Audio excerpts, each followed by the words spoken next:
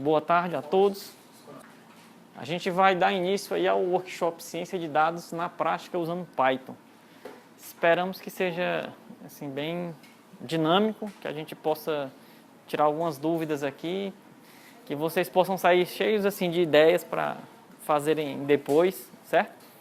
Então vai ser um momento da gente tentar ver algumas coisas sobre análise de dados, ciência de dados, e de forma mais prática possível, entendendo quais são as ferramentas que nós podemos ter disponíveis para uso no nosso dia a dia. E algumas coisas que não vai dar tempo de tocar aqui durante o curso, que vocês possam aprofundar depois, né? A gente vai deixar muitos links, muitas ideias aí para vocês trabalharem posteriormente, certo? Então, meu nome é Regis Pires Magalhães. Eu sou professor da UFC em Quixadá, né, campus Quixadá. Faço parte do grupo aqui de Insight Labs, professor José Macedo. Sou aluno de doutorado também aqui da UFC e tenho trabalhado nessa área de banco de dados. Né? A gente, para iniciar, vai falar um pouquinho de ciência de dados. E nesse livrinho aqui, que é um livrinho bem prático, ele fala sobre ciência de dados, é do John Foreman, certo? Data Smart Using Data Science to Transform Information into Insight. Então, a gente vê que ele diz o seguinte, que ciência de dados é a transformação de dados usando a matemática e estatística em insights, decisões e produtos valiosos.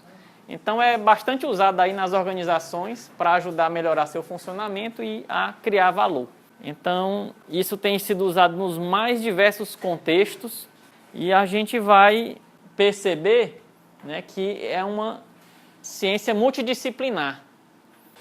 Então, a gente percebe aí essa multidisciplinaridade, são vários assuntos aí relacionados, né, reconhecimento de padrões, estatística, visualização, aprendizado de máquina, mineração de dados, banco de dados, processamento de dados.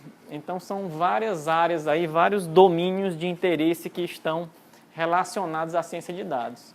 E o cara que é o cientista de dados, ele termina tendo que ter uma série de competências e habilidades relacionadas, como a gente falou anteriormente, à matemática, estatística, conhecimento de domínio, várias habilidades, programação, banco de dados, comunicação e visualização. Então, a gente vê essa série, o que é que precisa, né, um cientista de dados ter. E aí a ciência de dados permite extrair conhecimentos para processos de tomada de decisões nos mais diversos contextos, como estratégia de logística, melhoria de trânsito urbano, controle de estoque de produtos, alocação de tarefas a colaboradores, melhoria de desempenho de alunos, atletas, vendedores, redução de custos, detecção de fraudes. Então, há uma série de contextos que hoje podemos aplicar análise de dados e ciência de dados. O uso de técnicas de análise de dados e aprendizagem de máquina podem levar ao uso muito mais eficiente dos vários recursos aí que nós temos disponíveis. Sejam recursos materiais, recursos humanos, os mais diversos. E as motivações são muitas também.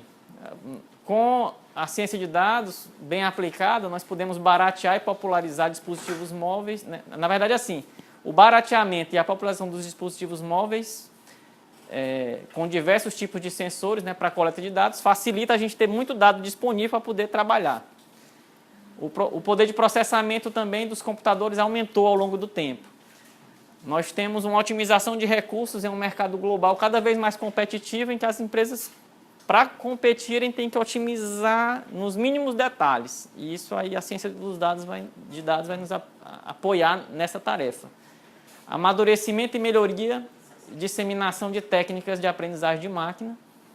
Então, e em termos de salário, né? O Stack Overflow promoveu essa pesquisa aí há um tempo atrás de mercado. Então, a gente vê lá, né, que especialista em Machine Learning, né, tem os melhores salários aí, né? Aí está em milhares de dólares. Especialista de DevOps, né, especialista de Machine Learning. Aí tem aqui o cientista de dados, desenvolvedor com background em estatística e matemática. Então, a gente vê habilidades bem próximas, né, com os melhores salários. Por que que está acontecendo? Pela lei de oferta e procura, significa que esses profissionais são os profissionais que estão sendo muito demandados. Há uma demanda muito grande de profissionais nessa área. É uma área que tem crescido muito ultimamente e aí a gente percebe essa demanda. Aqui por geografia, né, salários Estados Unidos. Então, estamos vendo aqui nos Estados Unidos especificamente. Especialista em Machine Learning, cientista de dados, né?